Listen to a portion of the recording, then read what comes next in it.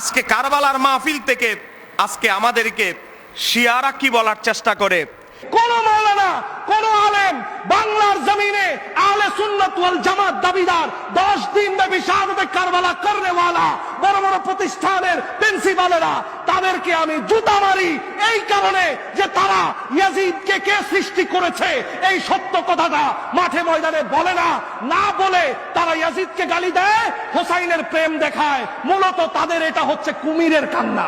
তাদের এটা কিসের কান্না? কুমিরের কান্না। মূলত তাদের এটা মুনাফিকের কান্না। যে এই কারবালার মূল নায়ক হচ্ছে আমির মুয়াবিয়া রাদিয়াল্লাহু তাআলা, জোরে বলে নাউযুবিল্লাহ। কারণ তার ছেলে। আমার বাবারা ভাইয়েরা, আচ্ছা তো ইমাম হুসাইনের প্রেম জজবা দেখিয়ে সাহাবীকে গালাগালি করা হচ্ছে, অথচ ইমাম হুসাইনের কি আকীদা, কি দর্শন, কি চিন্তাধারা তা কিন্তু মানুষকে বলা হচ্ছে না। দেখেন, ইমাম হুসাইন রাদিয়াল্লাহু তাআলা যখন মক্কায়, বলেন কোথায়, তখন আমির মুয়াবিয়া রাদিয়াল্লাহু তাআলা মারা যায়। দূত মোতাবেক খবর এসেছে মক্কার গভর্নরের মাধ্যমে ইমাম হুসাইনের কাছে যে হযরতে আমির মুয়াবিয়া রাদিয়াল্লাহু তাআলা কি হয়েছেন, মারা গিয়েছেন, ইন্তেকাল করেছে। কিতাবের নাম আল বিদায়া ওয়ান নেহা, 8 নম্বর খণ্ড 366 পৃষ্ঠা।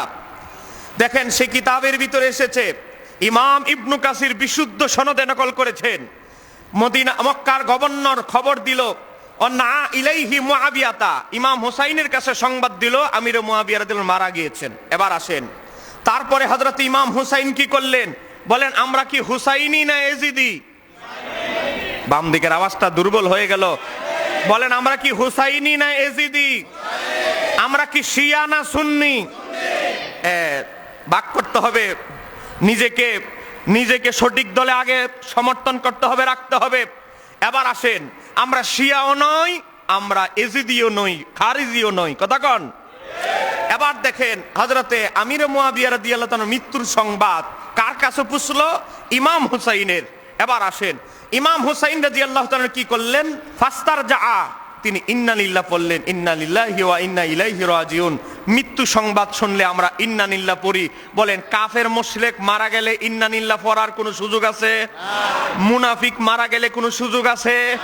এবার দেখেন শিয়াদের চিন্তাধারা আর ইমাম হুসাইনের চিন্তাধারা।